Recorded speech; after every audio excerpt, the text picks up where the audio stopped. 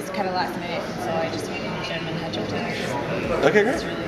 That's even better. Cool. All right, is it going? Yep. Oh.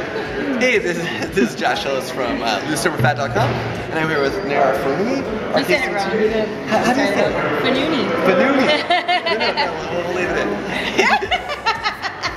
This is Neghar Fonooni. Fonooni? Yeah.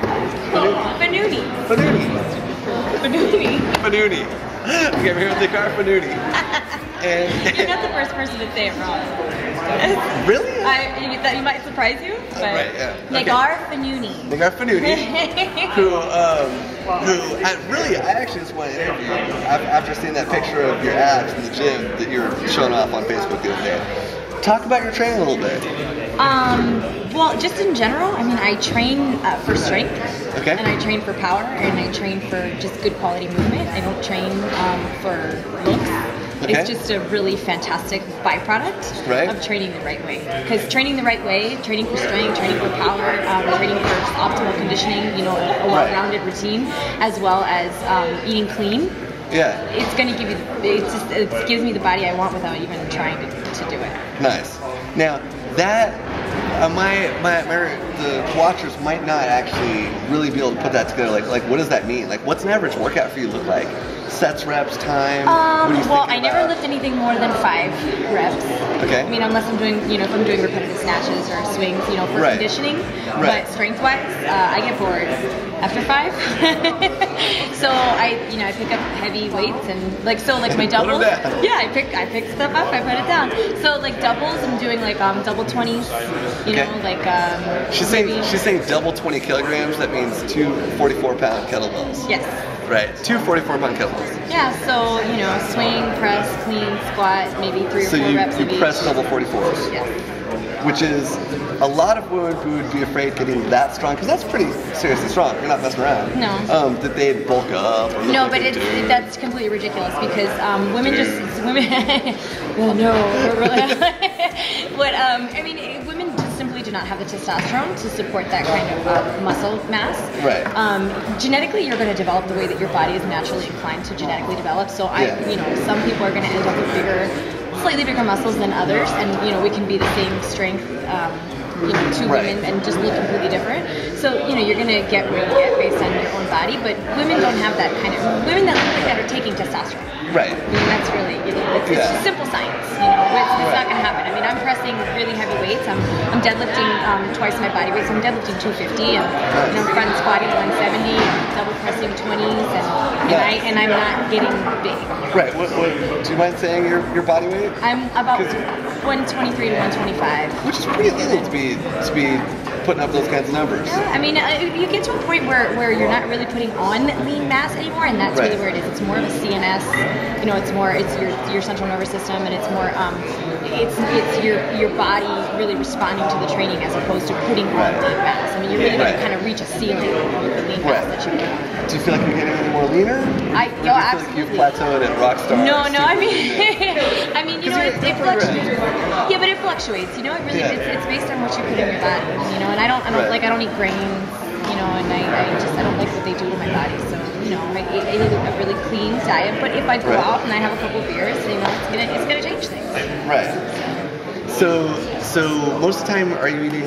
I mean, it's kind of like a caveman kind of thing. Mostly protein. No, I mean, what's it actually look like in a day? My protein to carbohydrate ratio is probably really close to a 1-to-1 ratio. Okay. So I recommend to people about a gram of protein per pound of body weight. Okay. So I end up eating about 130 grams of protein a day and about maybe 115 to 130 grams of carbohydrates and lots of healthy fats. So lots of avocados and nuts. And I think a lot of people think that eating fat is going to make you fat. Right. And it's just completely ridiculous because on a cellular level, it's really important to have. Right. Well, yeah, if you're eating a tub of lard, but you know, like, you know, nuts and nut butters and avocados and things like that, and you know, and the healthy oils, they're really important for a fat. On a cellular level, your body needs those things to really to react to training properly and just to react to life properly. So I eat clean. If I want to be super ripped, like, you know, so we talked about suns out, guns out, summertime. Summertime, you know, my diet's gonna be, yeah. You know, and I'll weigh, you know, I weigh my food, and I'm very regimented. I don't go to work without, you know, all my meals. I have a little cooler I take with me. Preparation. Yeah, preparation. I'm very regimented. I know what I'm gonna eat at any given time. I pay attention to how much I'm eating, and it's discipline. Oh yeah. But at the same time, it's an art. It's very much an art. You know? Right. Well, and so you talked about like if you want to go out for a couple beers, you do. I do. Like, how often does that happen? Is that like once a week, once a month, or less? Once a week or less. Yeah, I don't drink during the week. I don't drink before training days. If I'm going to train the next day, I don't drink because I don't like what that does to my body, and training to me is really important. So I feel sluggish, and I don't feel like I perform well if I even have just a beer the day before. So, you know, I drink on special occasions. That's pretty much what it is. Like, I don't keep alcohol in the house. I love wine, but if I go out to dinner on a Saturday night, I'll have a glass of wine with dinner.